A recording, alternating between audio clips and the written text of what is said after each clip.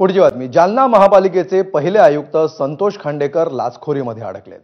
10 लाखांची लाच घेताना आयुक्त संतोष खांडेकरांना लाचलुचपत प्रतिबंधक विभागाने अटक केली। मनपा आयुक्तांच्या शासकीय निवासस्थानी गुरुवारी संध्याकाळी ही कारवाई करण्यात आली। या कारवाईमुळे खळबळ उडाली आहे।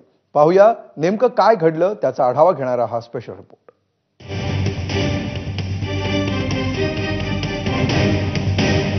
हे आहेत जालना महापालिकेचे पहिले आयुक्त संतोष खांडेकर। महापालिका झाल्यानंतर त्यांना पहिले आयुक्त होण्याचा मान मिळाला खरा, पण त्यांना तो टिकवता आला नाही। कारण अधिकच्या कमाईमुळे त्यांना पदाचा, मान मरातबाचा आणि कर्तव्याचा विसर पडला।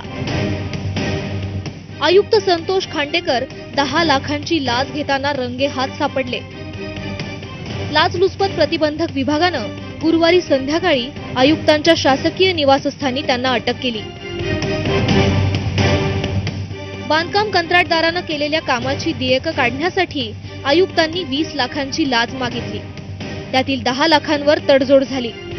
या प्रकाराविरोधात कंत्राटदारानं एसीबी कडे तक्रार केली। एसीबीनं सापळा रचून लाच स्वीकारताना संतोष खांडेकरांना अटक केली। घडलेल्या प्रकारानंतर कंत्राटदारांनी फटाके फोडून जल्लोष केला।